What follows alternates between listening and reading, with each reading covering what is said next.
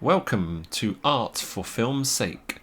I'm Stephen Reed, and this is Total Recall by Killian Eng. Get your ass to Mars. Get your ass to Mars.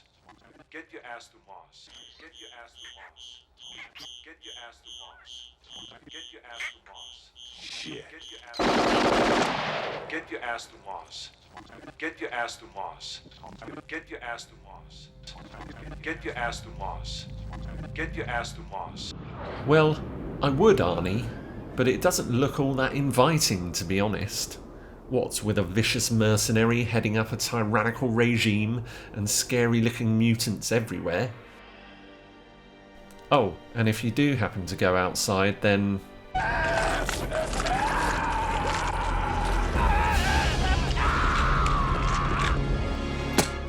I think I'll pass, thanks. None of which seems to deter the lead character, played by Arnie. Quite the contrary. Douglas Quaid, just your average humble mining engineer, can't wait to leave his humdrum existence behind and embark upon a ludicrously violent, reality-bending romp to the Red Planet.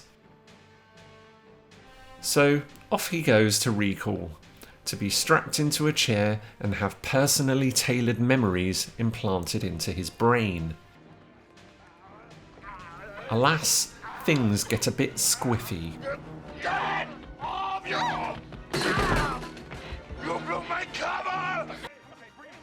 Yet, as the structure of reality itself unravels around him, Quaid somehow manages to stay alive despite being a confused and frightened innocent man.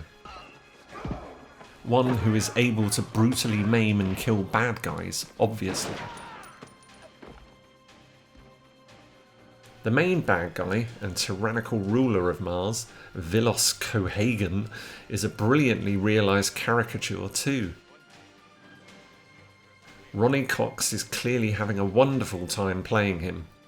You're fucking making it happen! He snarls, sneers and rules with impunity via the dastardly trick of controlling the clean air the population needs to survive inside the specially constructed domes. Perfect my ass.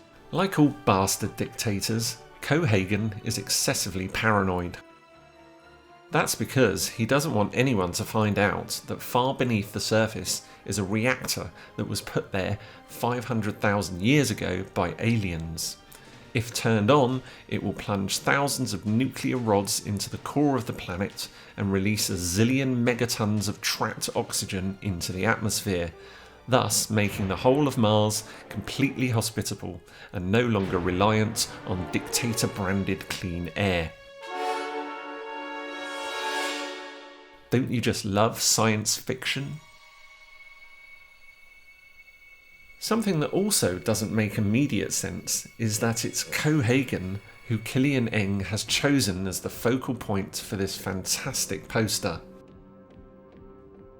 You might think that choosing Ronnie over Arnie is a brave move.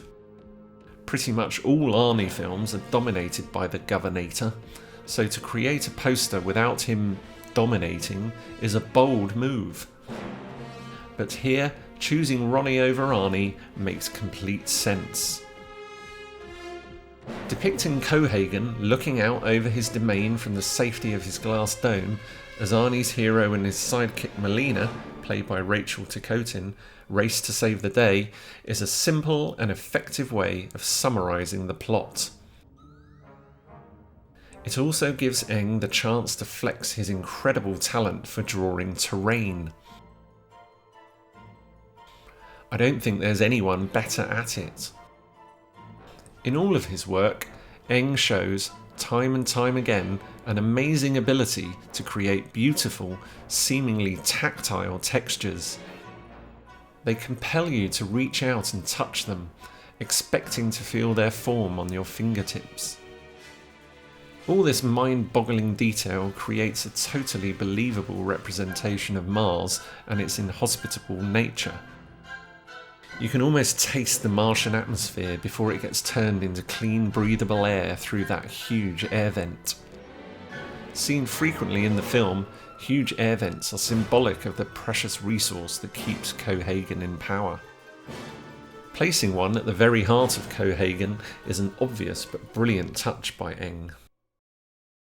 It also acts as an ideal visual bridge from Cohaagen's looming shadowy presence down to those kinetic figures of Quaid and Melina.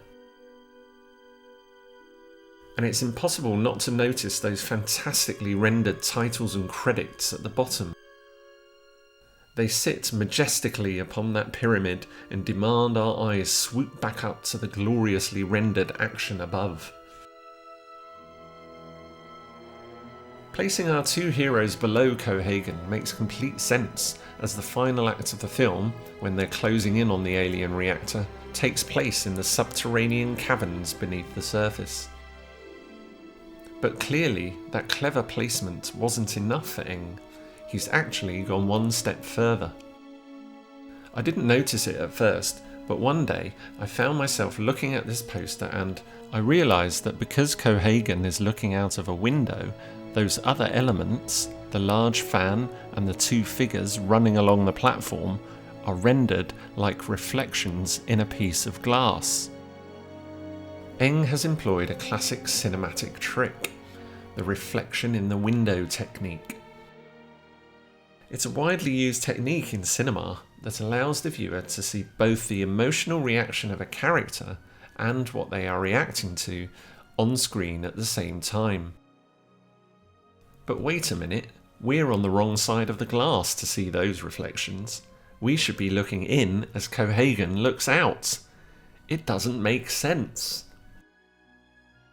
Eng has deliberately subverted the technique and expertly pulled off a cheeky nod to the reality-bending element of this bonkers film. It's a neat trick. Or is it? Am I overthinking it? What is real and what isn't? Did I actually make this video, or is it just an implanted memory?